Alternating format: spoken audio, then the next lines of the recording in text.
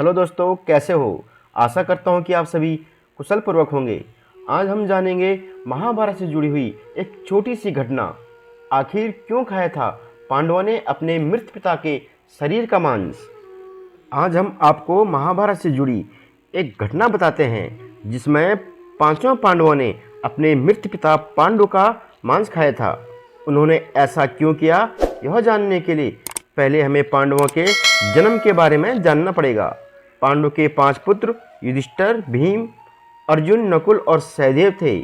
इसमें से युधिष्ठिर, भीम, अर्जुन की माता कुंती तथा नकुल और सहदेव की माता माद्री थी। पांडु इन 5 पुत्रों के पिता तो थे, पर इनका जन्म पांडु के वीर्य तथा संभोग से नहीं हुआ था, क्योंकि पांडु को श्राप था कि जैसे ही वह संभोग करेगा उसकी मृत्यु हो जाएगी।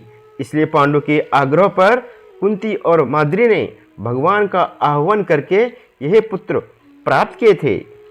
दोस्तों, अगर चैनल पर नए हो तो चैनल को लाइक, सब्सक्राइब और कमेंट में अपने विचार अवश्य लिखें। जब पांडु की मृत्यु हुई तो उनके मृत शरीर का मांस 5 भाइयों ने मिल बांट कर खाया था। उन्होंने ऐसा इसलिए किया था क्योंकि यह स्वयं पांडु की इच्छा थी। उनके पुत्र उनके वीर्य से पैदा नहीं हुए थे, इसलिए पांडु का ज्ञान कौशल उनके बच्चों में नहीं आ पाया था।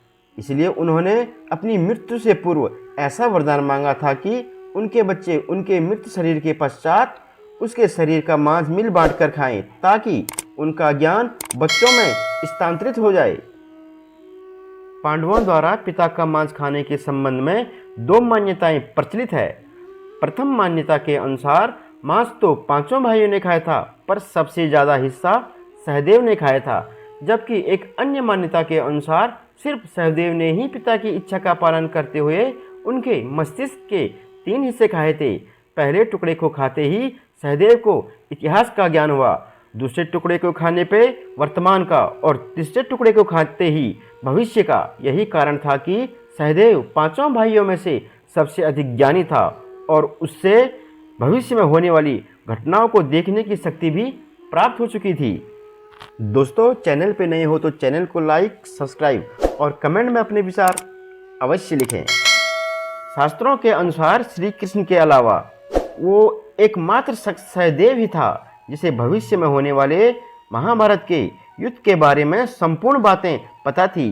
भगवान श्री कृष्ण को डर था कि कहीं सहदेव यह सब बातें औरों को न बता दे, इसलिए भगवान श्री कृष्ण ने सहदेव को श्राप दिया था कि यदि उसने ये बातें किसी और को बताई तो उसकी मृत्यु हो जाएगी।